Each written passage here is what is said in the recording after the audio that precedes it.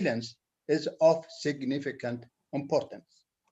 In recent years, we were given clear examples of how dangerous the threat really is with the arrest of our colleague Ahmed Mansour in United Arab Emirates and the killing of journalist Jamal Khashoggi from Saudi Arabia.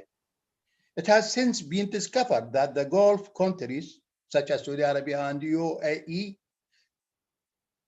has been discovered that the Gulf countries have used state-of-the-art spyware developed by private companies such as the NSO group in Israel to collect information on activists inside the countries and outside, which is very serious. There are other names of companies such as the Canadian company NetSweeper. They provided UAE and Saudi Arabia with equipment to block thousands of websites, including our website, which is still blocked in UAE and Saudi Arabia. So oppressive governments in MENA weaponize the civilians' technologies to target citizens and activists, resulting in what I earlier described for you. Let us not forget the human cost of all that.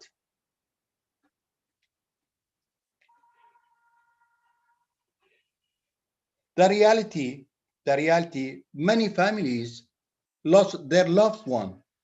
My colleague Ahmed Mansour, since his arrest on the 20th of March 2017, he never got a chance to hug his 4 children.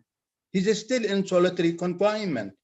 So this session investigates the sale of civilians technology to authoritarian governments like Saudi and UAE by private companies and state-backed export programs.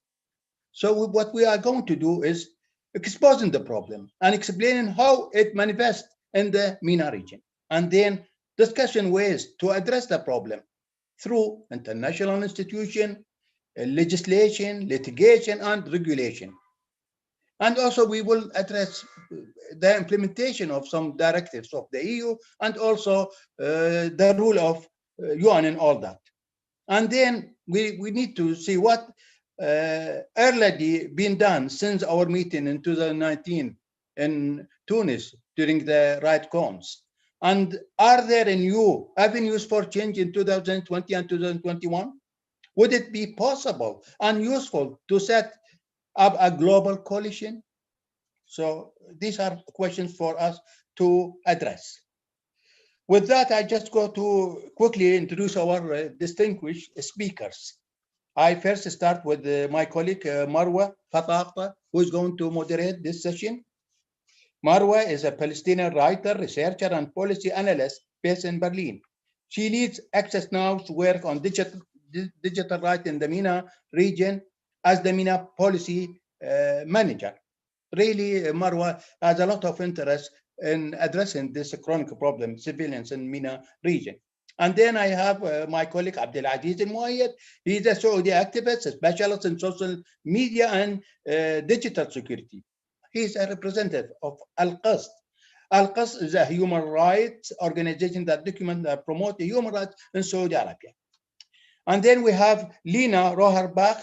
She's a policy officer for Amnesty International in Germany, covering issues around business and human rights, technology, and arms export controls. She studied philosophy, history, cultural studies in Berlin, and international human rights law at the University of Nottingham. And then I have my colleague Adam Coogle. He's a deputy director with the MENA division at Human Rights Watch, which he joined in 2010. He was a senior researcher with Human Rights Watch between 2013 and 22, and has written extensively based on his investigation into human rights abuses across the region with focus on GCC countries. And then we have our colleague Bill Marczak from Citizen Lab, a senior researcher fellow at Citizen Lab, and a co-founder of Bahrain Watch, and a postdoctoral researcher at UC Berkeley, where he received his PhD in computer science. His work focuses on novel technologies, a threat to internet freedom, including new censorship and surveillance tools, very much to our needs.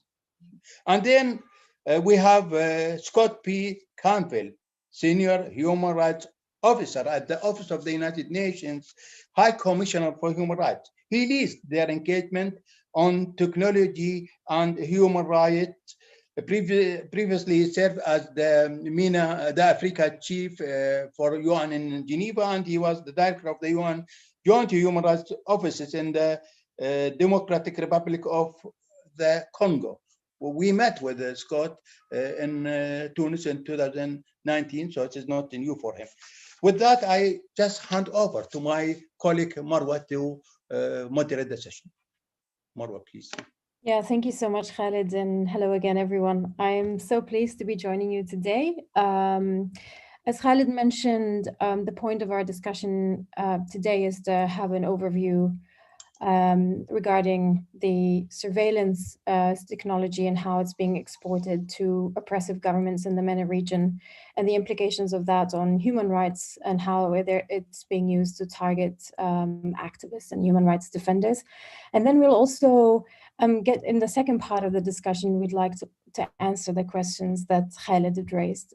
What can we do as civil society organizations and international actors to put an end to the sales of invasive and malicious cyber surveillance technologies to dictatorships and despots in the MENA region.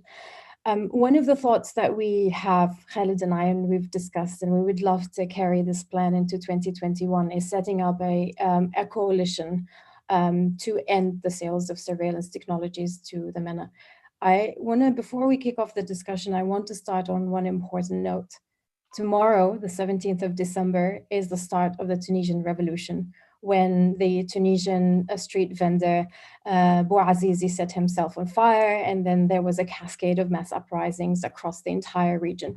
And since then, we know one report after the other, thanks to the work of Citizen Lab and Amnesty International and others, we've been, until this very day, getting reports of MENA governments using malicious spyware to target and silence activists and human rights defenders. So the issue is, we've come to a point that we really need to put an end to this problem and think of long-term sustainable solutions to this. Even after the barbaric murder of Jamal Khashoggi in Istanbul and the UN call for a moratorium on the surveillance sales and exports, unfortunately, to this date, there has been very little transparency or accountability for those companies that profit off human rights violations. So I will start the discussion with Scott. I know, Scott, you have an engagement and you have to leave us in the next 15 minutes. So if you want to kick off the discussion today, and then we move on to our other speakers. Great. No, thanks very much, Marwa. Thanks for giving me the floor first, and apologies that I have been called to an urgent obligation on the half hour.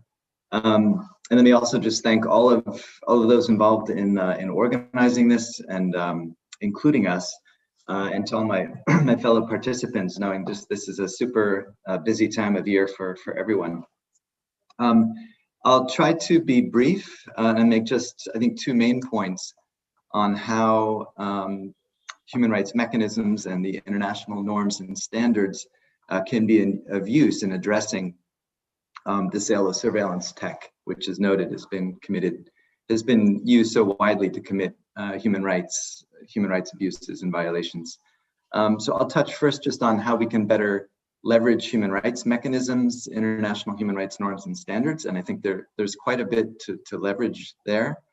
And secondly, I'll touch on the importance of using some of the positive aspects of some of the existing national and regional governance frameworks, some of which have just come about in the last few months, and how important I think it is to better use those to create momentum towards a ban on exportation. In pulling together my comments, I was struck just both how difficult this is and how important this is, and I think the introduction from Khalid and from Marwa point to that. And I was just struck how there are no single solutions. There are no easy solutions, I think, to addressing this problem. There's no one UN mechanism or resolution that's going to solve this. And on the other hand, I think there's no one piece of regional legislation, national legislation, or one NGO that can solve this problem. And it really does call for the development of strategies that are global and are intertwined. I think, and that in particular make good of some recent steps in the right direction to create momentum. And I think Marwa's idea just mentioned of creating a coalition is one to seriously consider. And just lastly, I think it points just to the importance of being determined in the face of so much ongoing abuse of surveillance technology to commit very serious human rights violations, and how there are so many ways around even good export bans and good regulation, good legislation. We really need to be determined in the face of all this. And I really want to tip my hat to the NGOs around the virtual table here. First, just on the bringing in the international human rights framework, I think just there is a lot there. I'll just recall, I think, some of the efforts that have been made at the international level, and that can, I think, be a foundation for supporting advocacy efforts and to build momentum to rein in the sale of surveillance tech. There are a number of fundamental examples. Perhaps some of you are already aware of them. I'm sure many of you are. Within the UN human rights system, the UN has, of course, condemned the unlawful or arbitrary surveillance in general, and specifically pointed to hacking as a part of that. The General Assembly, the UN High Commissioner, Human Rights Council mandate holders have condemned this type of surveillance. Looking more specifically at digital surveillance, our office has issued reports, in particular reports on privacy in the digital age that can also be a useful tool. And one of our key conclusions was that in our 2014 report was that a lack of adequate national legislation, weak procedural safeguards, and ineffective oversight have all contributed to a lack of accountability, which of course is at the heart of this problem, in particular, the lack of accountability for private sector companies that, as mentioned, are profiting massively from the sale of such technologies. Thirdly, there are a number of Human Rights Council resolutions. I won't run through them, but there are a number of those resolutions that have been adopted by consensus by the Human Rights Council that do make calls and call for reviews of how human rights apply to specific tech applications, to companies and to states, and of importance for the application of the UN guiding principles on business and human rights, and to use this framework to push for accountability. And I know that many of the organizations speaking today have leveraged that framework, the guiding principles. I would just underscore how important that is. It's been a major effort of our office just over the last 12 months to try to use the guiding principles specifically to put pressure on the tech sector and member states in developing regulation for the tech sector to push them to meet their human rights responsibilities. And we are engaging both with companies and with states on that, and in particular, the importance of carrying out human rights due diligence by companies and by states, creating frameworks that protect human rights and put into place regulations to mitigate adverse human rights impact. Just as an example, some of the Human Rights Council mandate holders, I think, have produced very useful language in their reports, and I think I've already heard some of it quoted today. So I won't dwell on that. But the Special Rapporteur on freedom of assembly and association, the Special Rapporteur on the right to privacy, and in particular, the Special Rapporteur on freedom of opinion and expression have produced some, I think, essential documents over the last 18 months in particular that relate directly to the surveillance industry and how it's interfering with the exercise of human rights. Specifically looking at the work by the mandate holder on freedom of expression, there have been calls on companies to put in place robust safeguards to ensure that the use of any products or services, are compliant with human rights standards.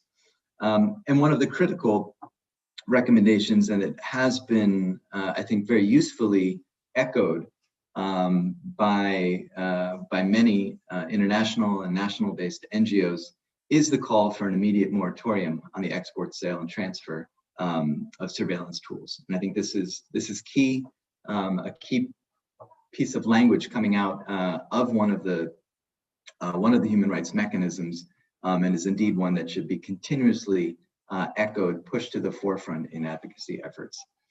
The same report, which those of you familiar with, of course, it's the June 2019 report from the Special Rapporteur on Freedom of Expression, also calls for domestic laws to ensure that domestic laws permit the use of surveillance tech only insofar as they are in accordance with the human rights standards of legality, necessity, and legitimacy of objectives. So there's some very useful language to draw upon there.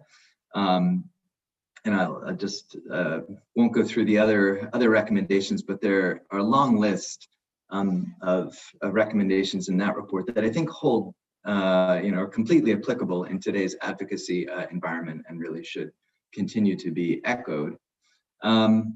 Before I close, let me just note also a couple of positive developments in national and regional regulations. And I'm very sorry I won't be able to stay longer because I would love to hear from the other panelists their assessment of, in particular, the EU's recent effort just a few weeks ago now in updating the export control regime, which now I think arguably has much stronger, puts into place stronger human rights safeguards, should make it harder for human rights abusers outside the EU to get their hands on surveillance technology.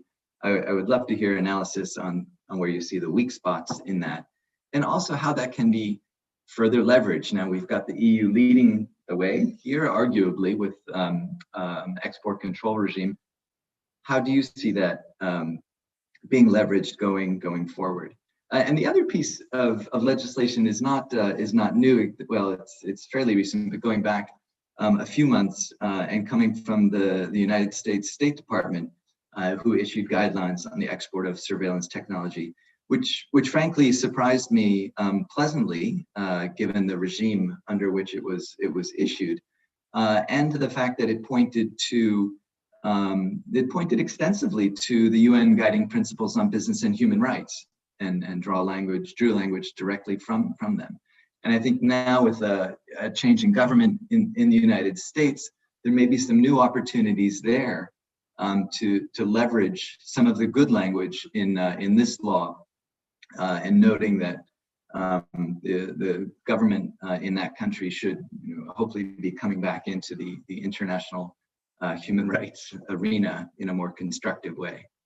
So just I'll leave it at that. I would just underscore again, I think the human rights mechanisms, the Council, provide us with a global forum, credible, arguably credible global forum in which one can push for a global ban, resolutions, the reports coming from the different mandate holders, noting that many of the special rapporteurs are also very open to civil society and aligning with civil society efforts. And certainly the special rapporteur on freedom of expression, on freedom of association, have long careers within civil society and are very open, I think, to joining forces with many of the participants in today's event.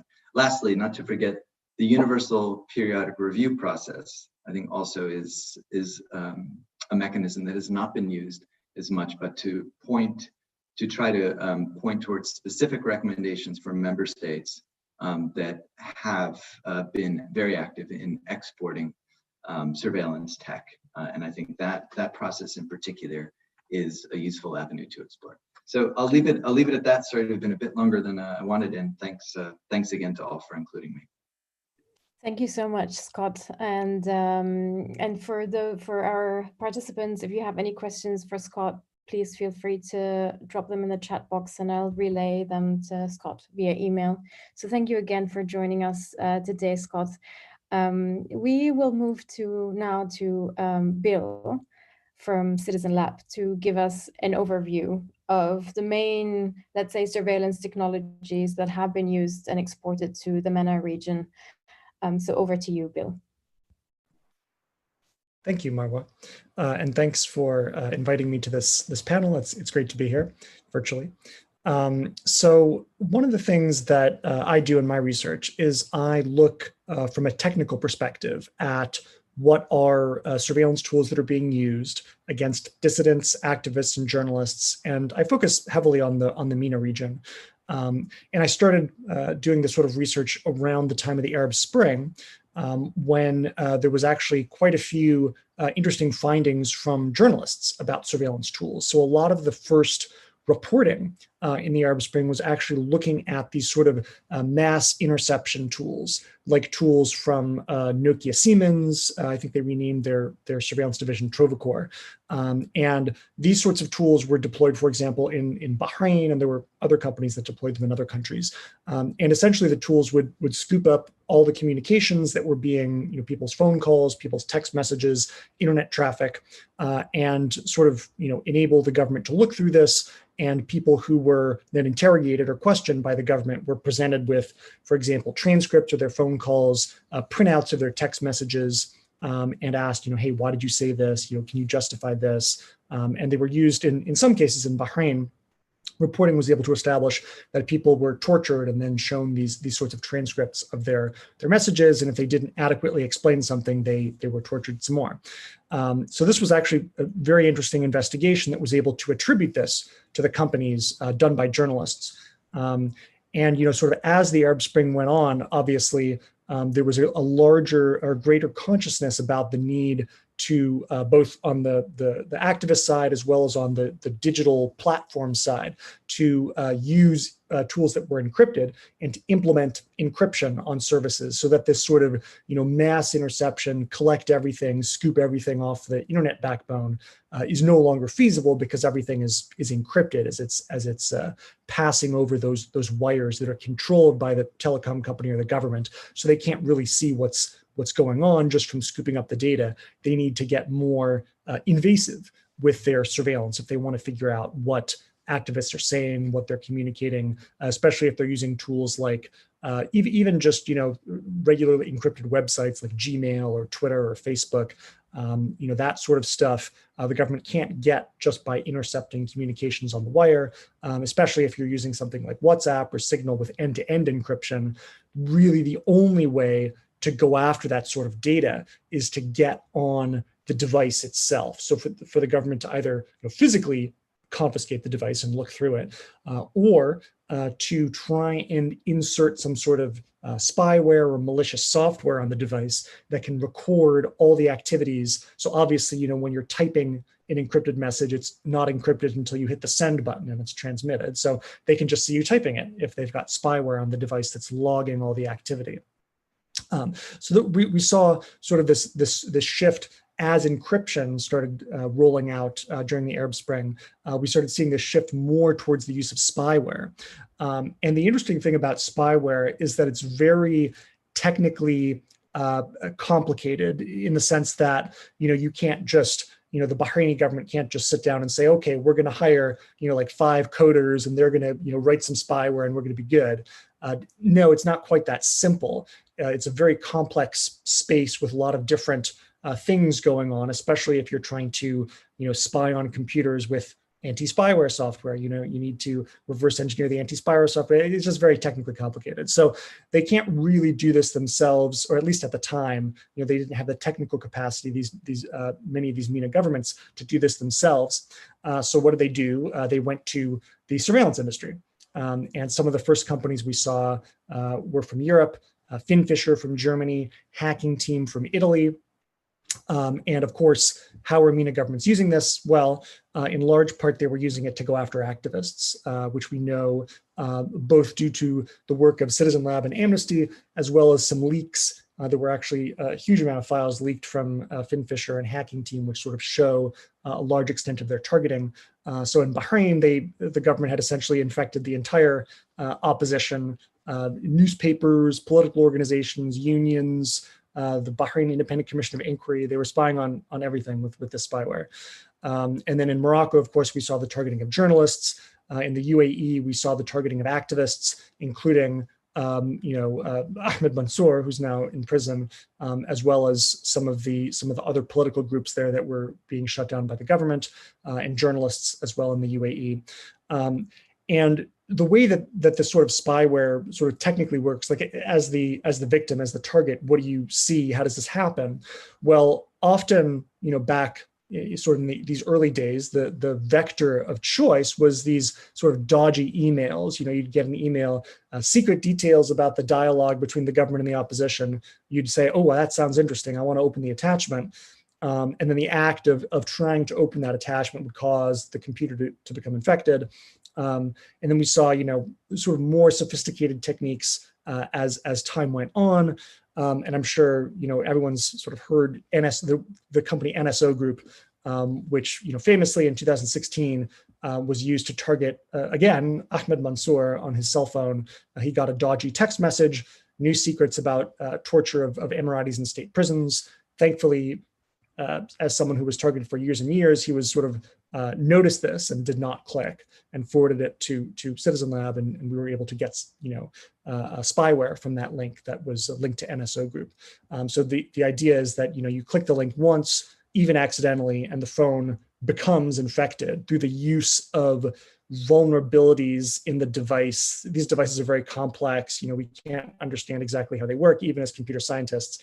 So there's a lot of, probably bugs, issues that can be used to exploit and take over the device and install spyware, which can sort of record everything. The best way to understand what this spyware has access to, I think, it's in the slogan for Hacking Team, the company.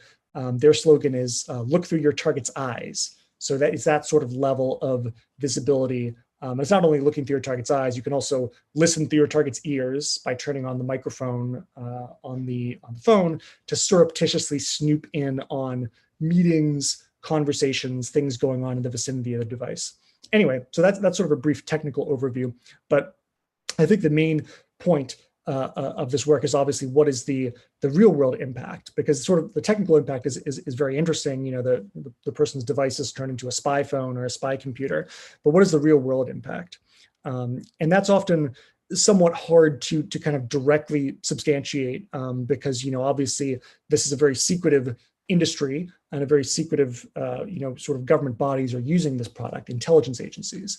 So you can't necessarily always make a direct connection, but you see certain interesting things. So you see, for example, activists who are targeted with this sort of stuff, especially in Bahrain. We saw cases where activists were targeted and they lost their job because some information was perhaps taken from their computers or their phones, indicating that they were engaged in certain activism activities which weren't public.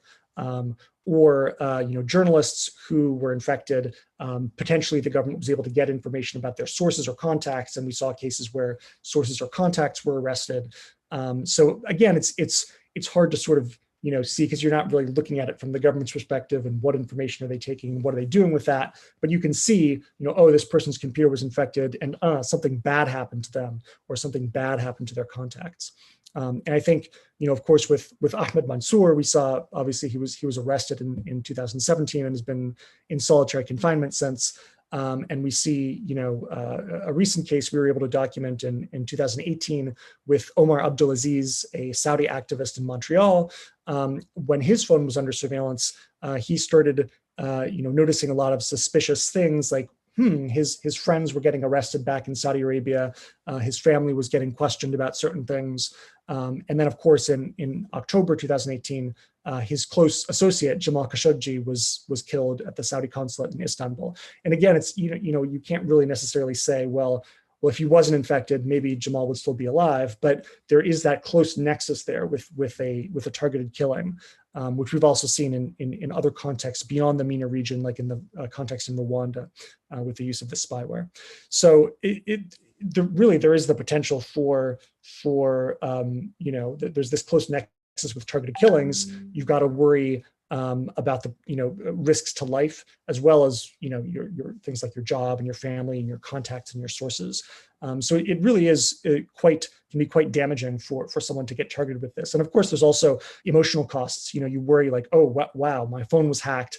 What information was taken? Is something embarrassing going to come out?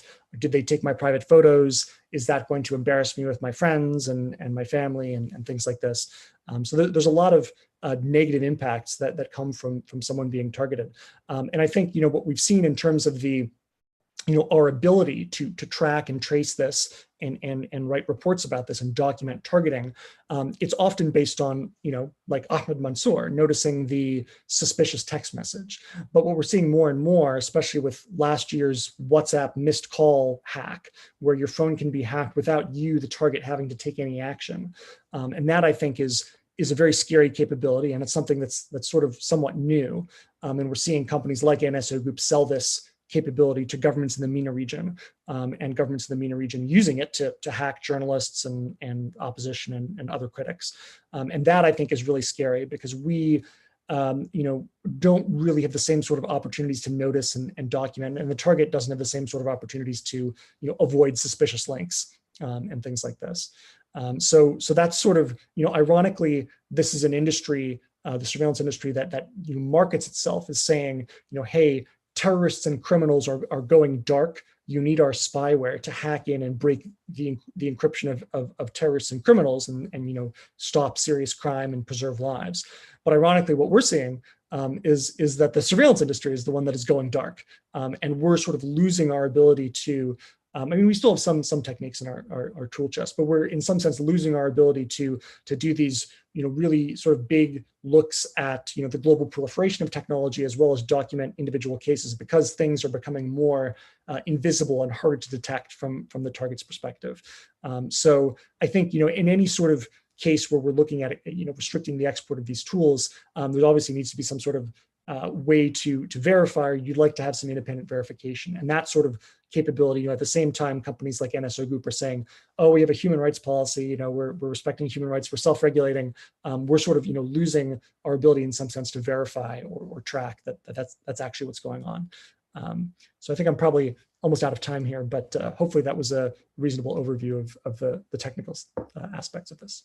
Yeah, thank you, Bill. That was actually fantastic. And thank you again, guys, for your valuable and amazing work that you do at Citizen Lab. I think you've highlighted two important points. One is that it's actually pretty scary for me. The more we ask for transparency, the more these companies get better at hiding their footprint and evidence, which makes our job harder. But also the second important point is to connect the dots and understand the real human cost of this invasive surveillance on human rights defenders and activists in the region. So we have with us today Abdulaziz from Saudi Arabia, who will share with us cases of Saudi activists who have been surveilled by the government and how that impacted their rights and their privacy, and also like political activism in general. So over to you, Abdulaziz.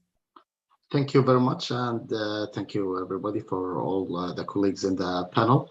I will mention some cases, but as usual or as expected from a Saudi activist, I'm not good at following laws, but because I want to push another point about how can we as a group, or how can NGOs and advocacy groups can really push to help the most vulnerable. Because when we talk about the cause of Saudi Arabia, we are talking about a case where there is an absolute monarchy that doesn't represent the people.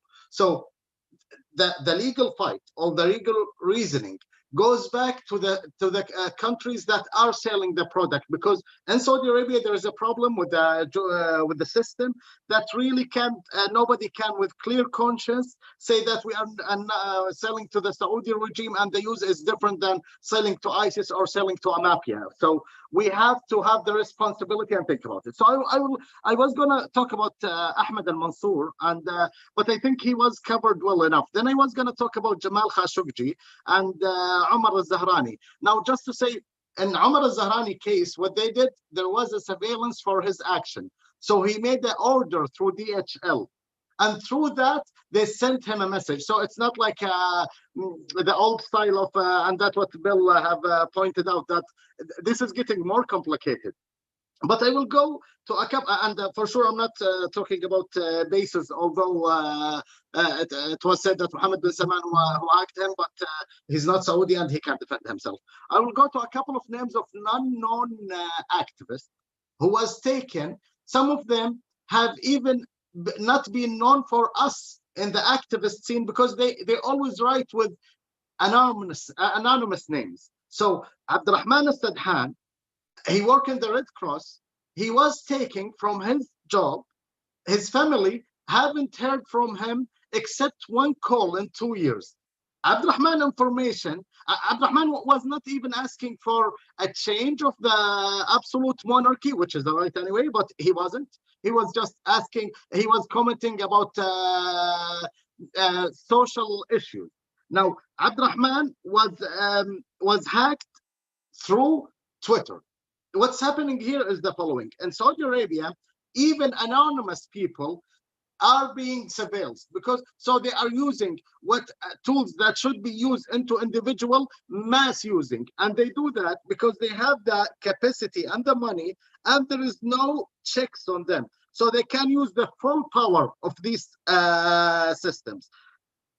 Now, talking about Turki al-Jassim also, who was taken. We didn't know that Turki al-Jassim was Kashkul, but he was very famous. He had a lot of followers in Saudi Arabia, and he was a report was done about the most influential people in Saudi Arabia, and there was 3. One of them is Kashkul. Like you can imagine that anonymous name is one of the most top 3 public figures that can affect the Saudi Twitter. Now, I want to go after saying these examples because there is a lot of examples that I can state on you, and you will find a pattern. It starts from killing Jamal Khashoggi into killing people that you don't know the names of. But as Saudi citizens, we know how people disappear. We know how does this connect directly to people being punished.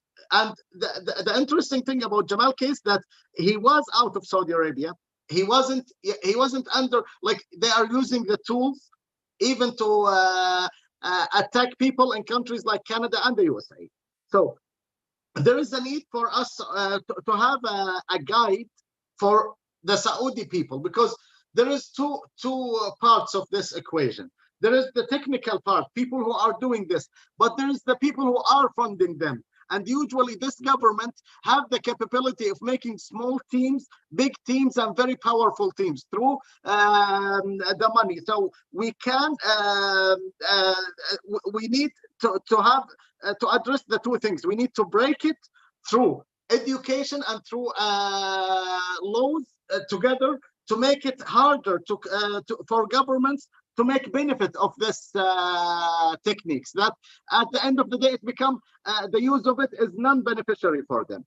The other thing that the technical industry, and I work in one of the biggest social media companies in the world, and I really respect this industry. I respect how this technology have helped the Arabs in the Arab Spring, and I respect how communication or free communications are the way to get this oppressive people a chance to fight back. But what the Saudis are doing, for example, is harming the whole industry, harming the creative people in it, and changing them into bad actors, which what they didn't sign for. Okay, now the point we have to say here is the world is a small village right now. Some liberal thinkers say that people should have fight for their rights from inside. But when you are selling technology for our government that doesn't represent us, and it is documented that they are using them against us, then you are responsible. You can't claim that you are responsible because you are taking the money. And to make it clear, our people are in a situation that they can defend themselves. But Through history, we've learned that nations come and take their will back and take their countries back. And those who treat our country now through the government and take our money and know that their products are being used to harm us, this will not be beneficiary for them economically, because people will have a reaction to them, but also there is a legal consequences, and people will fight back. And people like Ahmed al-Mansour, even if he can't personally fight back, his children or his nation after a generation or two will come back and fight this. So in an industry that is very important to the whole world, what the Saudis are doing and other governments with same practices is very harming. And if the banking industry or any other industry have faced this kind of interruption, it wouldn't succeed and become a pilgrim of building the economy and building other things, other good things that help the people. The last thing I want to go through, and if you allow me with that, I'm very happy to hear that there is talk about a coalition, because in my case, I come from a people who can defend themselves. Lujaina al-Hadroul have taken to a terrorism court. One of her charges are contacting with applying for a job in the UN. The point is, our people, we have 100 activist Saudis outside of Saudi Arabia. There is a lack of numbers, and the Saudis are targeting each of us. And the most clear case, Jamal Khashoggi, or other cases where people are disappearing. We need non-Saudi activists to be very aware that there is a need for help. And this country can be an example for laws that can help the rest of the world. I have a friend who works in the, and I will finish by this story, work in the stock market in Saudi Arabia, and trust and safety. So he was contacting a colleague in London, telling him, we have this case of people with fake names, putting fake information, and people are following them. So your man in London said, look, this is really advanced for us. So if you solve it, tell me, how did you solve it? What's happening in Saudi Arabia is the use of surveillance with the total lack of law. So from that, we can take examples to make laws that will help countries with not such severe experience. And thank you for your time, everybody. Yeah, thank you, Abdulaziz. I think one of the things that came to my mind while you were speaking is that after the Arab Spring, there are many activists that went into exile and living in the diaspora, seeking safety. And unfortunately, the surveillance tech industry has enabled those governments with deep pockets to still keep tabs on those who dare to speak up and dare to still work towards change and democracy in the region. And so I think also thinking about our coalition and taking into consideration the different risks that activists face that live in the country and those activists who live abroad. You've also highlighted a second important point, which is related to the fact that in many countries in the MENA region, even though the right to privacy is enshrined in the constitution, in some constitutions it is not, but still the fact that there is no legal safeguards for privacy. Actually, there are now more and more legislations coming up that legalize mass surveillance of citizens, and the fact that there is no independent judiciary in many countries across the MENA region makes it very difficult to challenge that, legally speaking. So I want to move to Adam now. Adam, if you want to talk about more examples from the MENA region, and also, to answer the second part of the question, how can we, after we have identified like the main issues here, how can we bring an end to this phenomenon? Hi, Adam Coogle, Deputy Director with the MENA Division at Human Rights Watch. I think I want to start by saying, as I was preparing some remarks for this panel, I really thought back on, how remarkable the situation has changed in the time, I've been doing human rights work When I started in 2010, I mean, I don't think we didn't have dual factor verification. Just from our side, we didn't really take any security precautions. We didn't use encrypted apps. And as we've seen this threat grow and this issue become more pernicious, and a bigger threat to our contacts and us and other people working in this space, we've had to adjust, and it's really, it's amazing how just in a short span of about 5 to 10 years, things have changed, dramatically.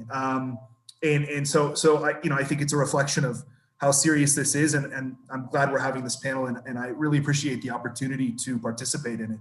I also want to say, and I'm going to make my remarks brief so we can move to the other panelists and the questions. But I also want to say, I approach this as someone who has covered human rights issues primarily in Saudi Arabia, but also other Gulf countries, and not as one of the tech people who can actually understand any of this.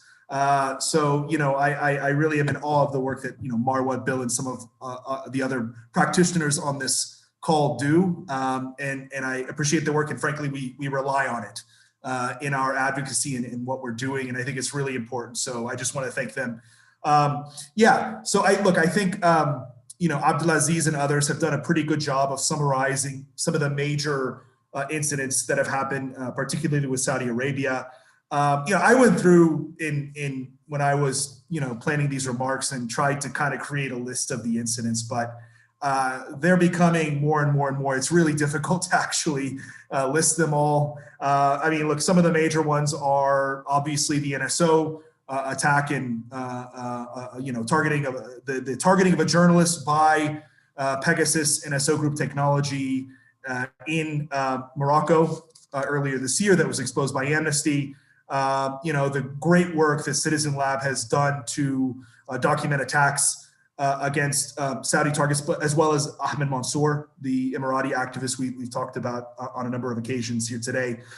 There's also been Citizen Lab's great work documenting the use of the thin fissure technology in half the countries in the region, including Jordan, Lebanon, Egypt, Qatar, Oman, Bahrain, Morocco, and there's probably others. It made clear, I think their report made clear that they weren't necessarily documenting abusive use of that technology, but the technology can be used in that way.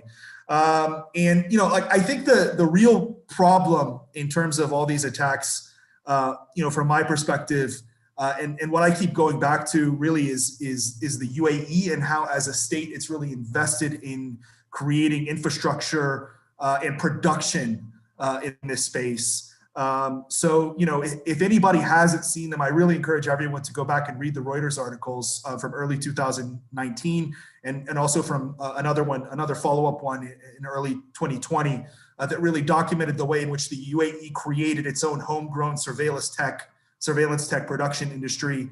They called it, or at least one of the projects was initially called Project Raven, where they hired U.S.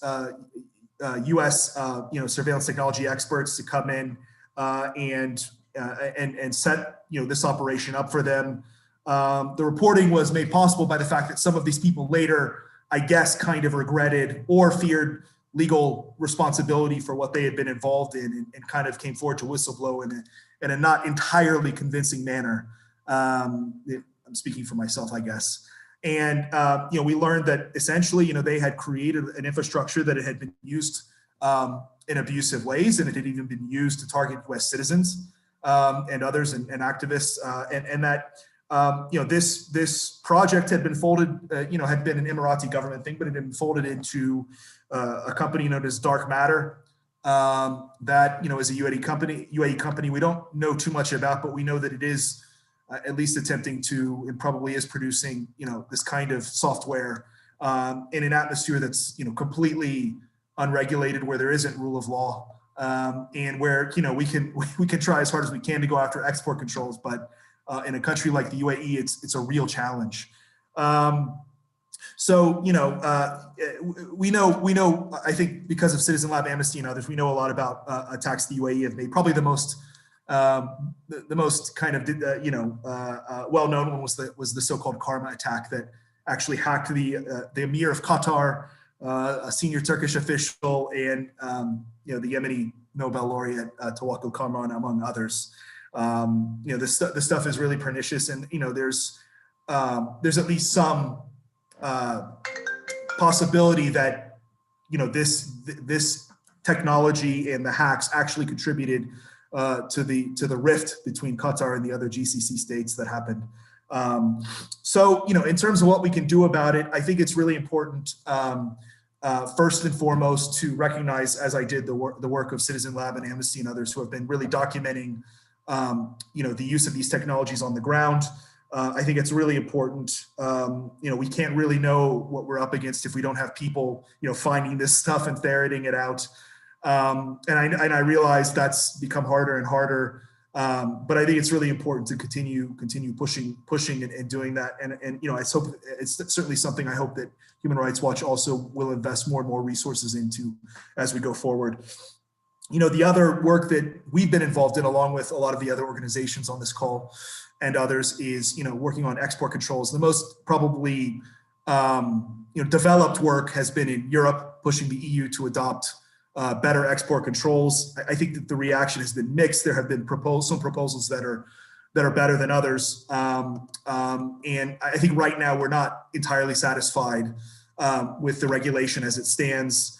And I think one of the issues is we really need to continue to push the EU and push other countries to adopt tough human rights standards and to make those human rights risk mitigation analyses, really part of whether the sale gets approved or not. I mean, that's an important thing to do, and it's really important to look at the records of the countries involved and see if they do respect fundamental rights, if they do respect free expression, or if they have a history of using this technology perniciously.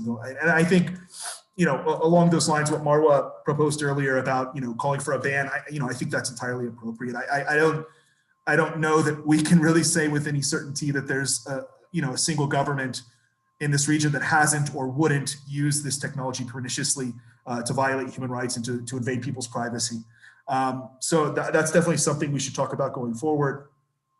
In the US, I know some preliminary work has been done by some people, but probably a little bit less. I know that the US State Department published a kind of a non-binding guidance on companies selling surveillance tech, calling on them to abide by the UN guiding principles on business and human rights. But like I said, that those are non-binding and kind of can be disregarded. I think we need much stronger controls there. And then we come to the problem I referred to earlier with the UAE and other countries, and that's just a tougher thing. But if we can advocate and if we can eventually see adopted stringent, tougher controls and see, sort of best practices established and followed, maybe in the long run, those can be transferred. The other thing I think it's important are these lawsuits that are popping up. Omar Abdulaziz, another Saudi activist in London, I know has a lawsuit, among others, challenging in court, trying to force these companies and governments into discovery phases where we can learn more. And really pushing the envelope where possible on the lawsuits for people who have had their privacy violated. I think that's important. And as human rights organizations, I think we should do what we can to kind of highlight those things and make sure they get the attention they deserve. And then last point I just want to say, I think when I think about this subject and the work that we do, I just think it's something, it's always important to remember given the stuff that's out there.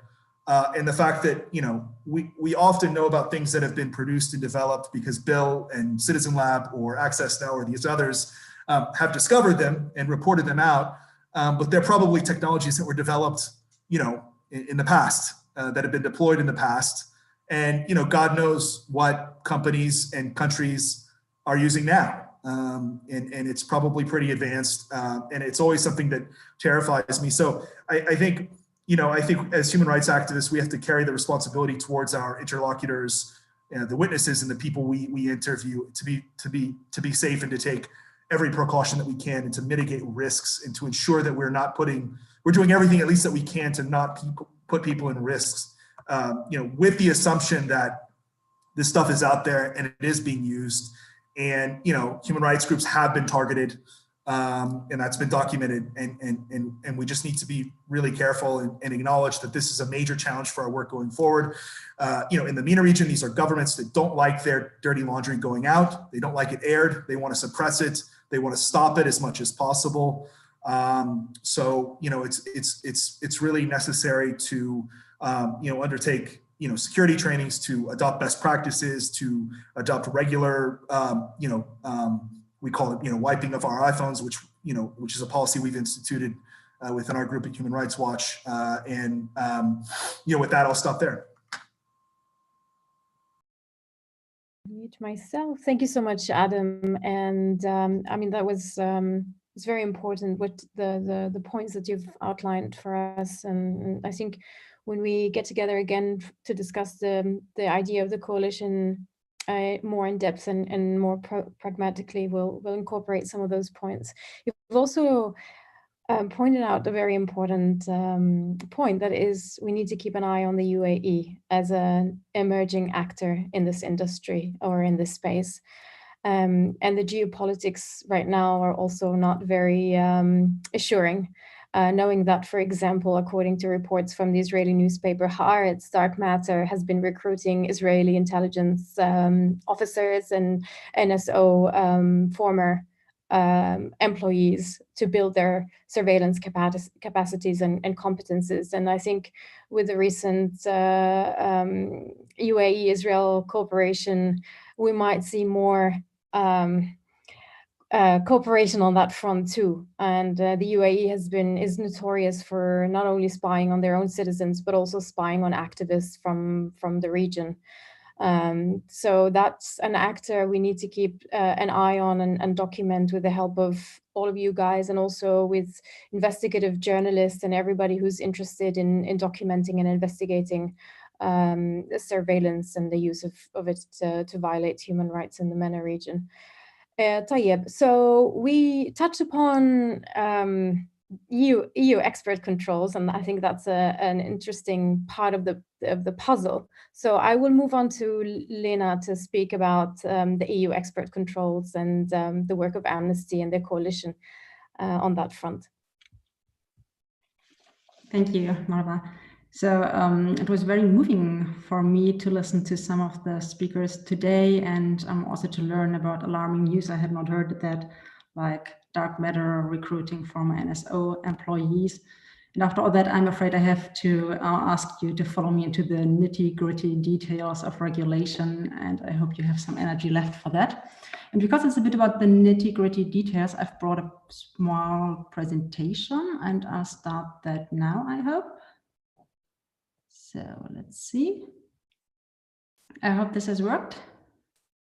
Very good. Come. Yep, here we go. So Amnesty and also the other members of the so-called coalition against unlawful surveillance experts started their advocacy work for the new EU dual use regulation, which is the European Union's regulation covering the export of surveillance technology among other dual use goods, with 6 recommendations, which were the following. We need a broad definition of cyber surveillance to include as many risky products and, of course, also services as possible. We need mandatory due diligence for companies. Campbell and others have touched on this issue before here today and talked about the United Nations guiding principles.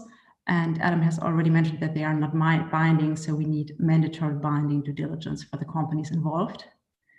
We need fast and effective procedures to put new forms of cyber surveillance items on the control list, because up to now, putting new exports on the list of goods that are to be controlled in the European Union member states, that means having them put on the Wassenaar arrangement list first, because the European control list is just a copy mainly of other multilateral agreements such as the Wassenaar Agreement.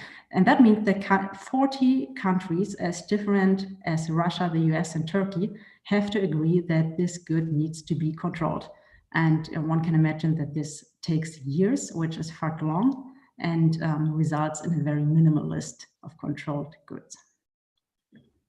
With that we need to include human rights considerations in the licensing decision of the national export authorities, which is a no-brainer. So if a national export authority decides on whether a European company can export a certain good or service to a certain country, they need to take human rights into the considerations. We said we need an emergency brake procedure for exports of non-listed items. As I said, usually I think that's probably the case for most countries which have a more sophisticated export control regime. It takes the form of lists, but there will always be, for example, new technology, new goods that are not on these lists. So we need some kind of safety net, also known as the catch-all clause. And the emergency brake procedure then means that if a company wants to export something which is not on the list of goods to be controlled, and because of their human rights due diligence, and they need due diligence for that, they see that there's a risk with this export, then they need to ask their exporting authority whether they can proceed with the export or not, although it's not a controlled good. And lastly, we said that we need as much information as possible on the export that have taken place and the licensing decisions, and hopefully also like the reasons behind that. So this took 4 years. It started in 2016, and the recast was mainly, the compromise was mainly agreed upon in the last weeks. So how did that go? A broad definition of cyber surveillance, that demand was partially met. So cyber surveillance is included in the dual use regulation for software and hardware and services, but only relying on technology that is specifically designed for surveillance and only for covered surveillance. And I'd be curious to know whether you think that's a problem for the MENA region. Maybe not so much. It's definitely a problem, for example, for China. We just published in late summer a report on European exports to China for facial recognition in public mass surveillance. So that's definitely a non-covered type of surveillance, which would not be included in this definition when it's only relying on covered surveillance. So due diligence is mentioned now in the new regulation, which is an improvement, but the details are not clear. And the bit of information which is given is only in the recital, so in the non-binding part of the new regulation. So it remains to be seen. It will probably depend on the guidelines the European Commission will in the future develop for the companies, whether this is really a strong form of due diligence, referring to the United Nations guiding principles, and really an obligation or more of a soft requirement. The fast and effective procedures we asked for to put new forms of cyber surveillance on the control list, definitely very disappointing agreement on that. They try to, well, they say it's a success, and it's definitely a bit of an improvement on how it went so far with the Wassenaar agreement, but the new list is only soft law, so it's not binding for the member state, and it needs a consensus. So all European Union member states must agree that this technology should be put on the list. And if anyone is following what's happening in the European Union right now, so it seems to be like a new kind of hobby to block EU processes. And if you look on that, it took 4 years to agree on the consensus for the new regulation, because several member states were effectively blocking the process. So I'm afraid that this list will be very minimalist, because a lot of time, not all countries will agree. If I'm proven wrong, I'd be very happy. We asked to include human rights considerations in the licensing decision. That was partially met, so it's clear that legislators want national licensing authorities to take into account human rights considerations, which is good. But this is only, it says only serious human rights violations. And we asked them before what exactly they meant by serious human rights violations, and no one was really able to explain that to me. So of course, our position is that all human rights violations are serious human rights violations and should be a reason to deny an export license. especially when we're talking about surveillance, it's actually not very clear, because some national export authorities may have the position that surveillance in itself is not a very serious human rights violation. Regarding the emergency brake procedure for exports of non-listed items, that was partially met. So there is now a catch-all clause, but as I've explained earlier, that relies on the companies implementing due diligence, so they can see if there's a non-listed good that they want to export and there's a problem with that, and then go to their national authorities to ask for a license nonetheless. So it remains to be seen how effective it will be. That again is probably a question of how effective the new Commission's guidelines on due diligence will be. The transparency on experts, I listed that as met, mainly because I wanted to close on a positive note. So it is definitely, there will be more transparency. There will be a yearly report from the European Union on national member states licensing decisions on export of surveillance technology, but there is lots of discretion for member states to withhold info. So where do we go from here? It's a mixed bag, as was said earlier. It's definitely better than the previous regulation, but it's not a full human rights regulation as we hoped for, especially since when this whole process started in 2016, there were very strong suggestions by both the European Commission and the European Parliament, and then the member states came in, and it all took a turn for the worse. So we still call for a moratorium on the export of digital surveillance technologies. That was mentioned earlier. That was originally an idea by David Kay, former Special Rapporteur on Freedom of Expression. So as we consider this mixed bag to be not a fully sufficient protection for human rights, we think we still call for a moratorium.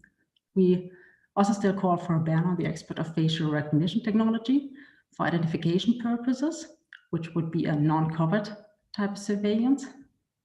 And we call on member states of the European Union to go beyond the minimal standards. So there's an Article 8 in the new regulation, also in the old regulation, which said that member states have the opportunity to put additional items on the national control lists.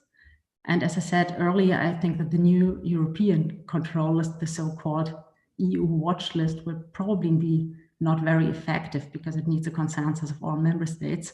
So national member states should go beyond and have their own national control lists.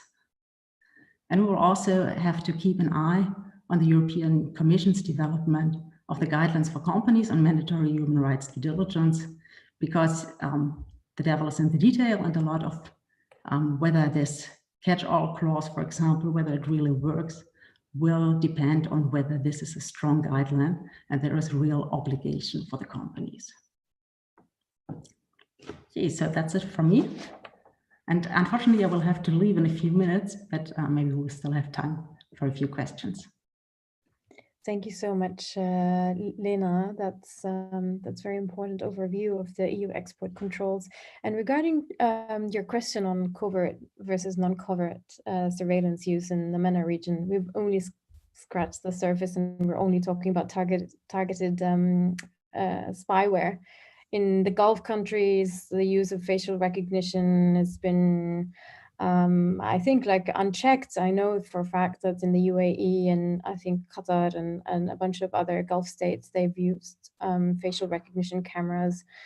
I know in Tunis, there also has been use of facial recognition and biometric technology, especially for border control. In Morocco, the Data Protection Authority had actually stepped in and issued a temporary moratorium on the use of facial recognition cameras, which is positively surprising, but that's really great. And I think this is another can of worms that we need to also look into and further investigate, and to see how facial recognition and other biometric surveillance technologies are being used in the different MENA countries. So we have 15 more minutes, so I would ask our audiences to ask their questions if they have any, or if they have any comments. Otherwise, we can also do a quick round of reflections, final remarks, any further comments that you would like to address before we conclude our session today.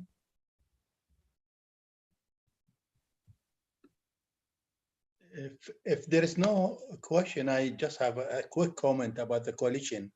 But let us see if there is a question. We have to. Maybe there is a question there. Yeah, we have one question from Shahla. She's a journalist based in Iraqi Kurdistan. She has a general question on the use of surveillance technology in Iraq and its Kurdistan region amid ongoing protests. Do any of the panelists know of recent sales of surveillance equipment to Erbil and Baghdad and of its use in the lead up during the protests by the government security forces? Well, I am Iraqi and we are following all what happened, all the killings, whether in the Iraqi Kurdistan or in Iraq itself, since the 1st of October 2019. And I believe the security forces, they are using some applications to really monitor the movement of activists, whether in cooperation with some telecommunications companies or with some other actors.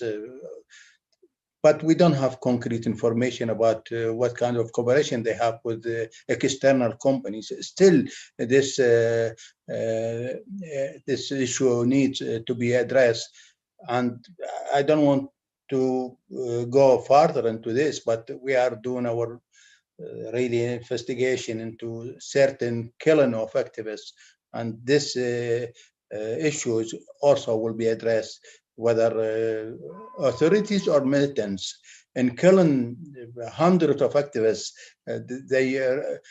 what kind of applications they have used, whether it is surveillance technologies or some other applications or some other technologies. So it is still early to give a complete answer to this question because we are still really doing our research. Yeah, I'll just jump in and echo what Khalid said. You know, I'm involved in HRW's Iraq work, and you know, we've obviously been covering the protest, and we've been, you know, documenting and talking about, you know, future publications and what we should do. But I haven't seen this issue come up, but it's certainly something that we'll take a look at and see if there's anything there. Thank you, Adam and Khalid, and I hope, Shahla, this answers your question. So she has also a follow-up question, and I'll open it for anyone who wants to pick it up and answer. Is use of surveillance technology amped up in the run-up to protests in the MENA region, and if so, how?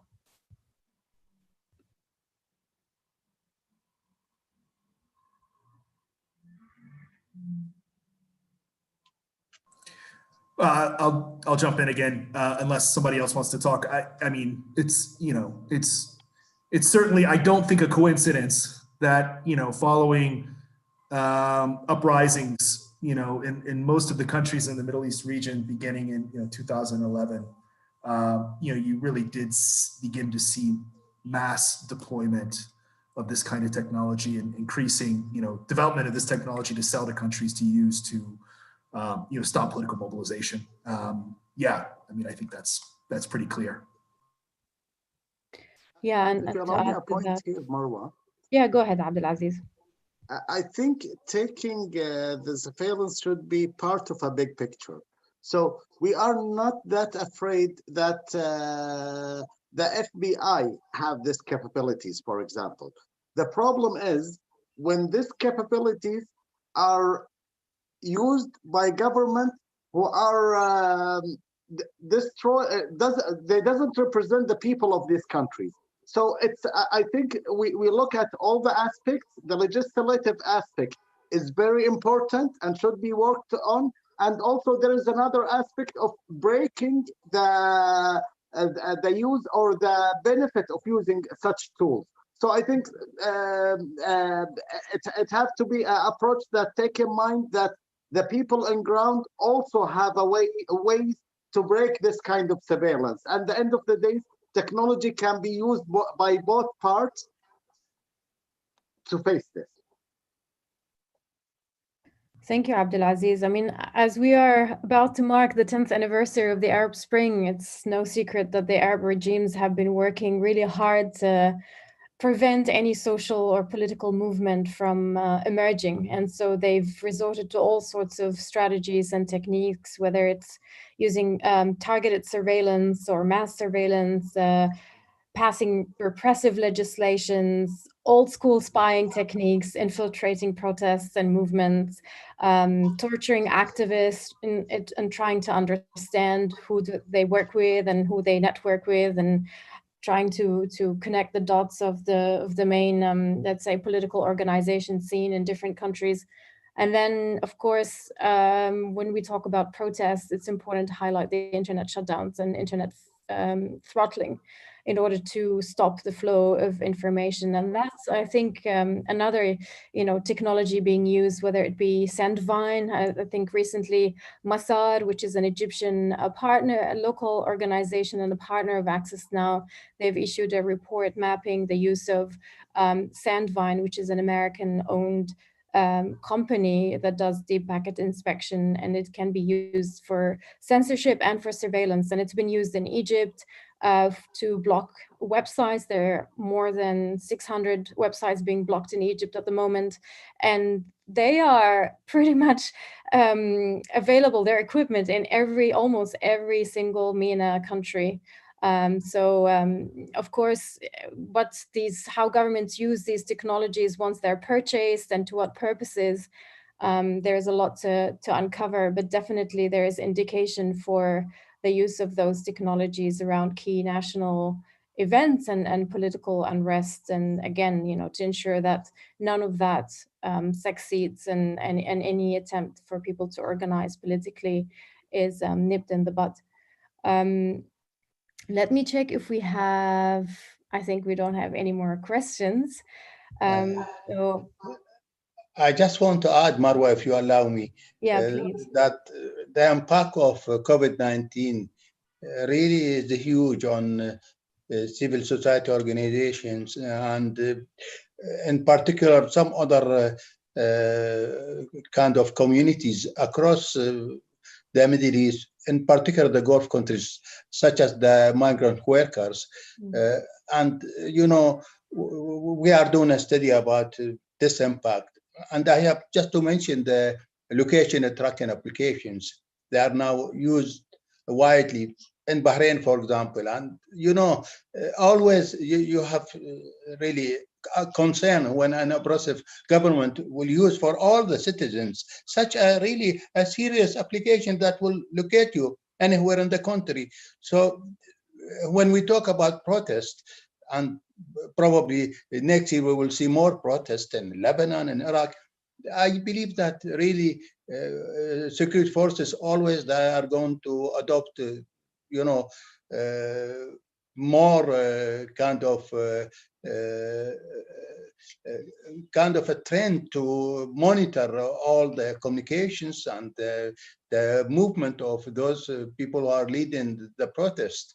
We don't have really concrete information at the moment about Iraq and Lebanon, but I feel that in the coming months, we could really, through our research, we could find some really serious conclusions about the way they killed activists or about the way they managed to end the protests in Lebanon or in some other parts, even in the Gulf countries.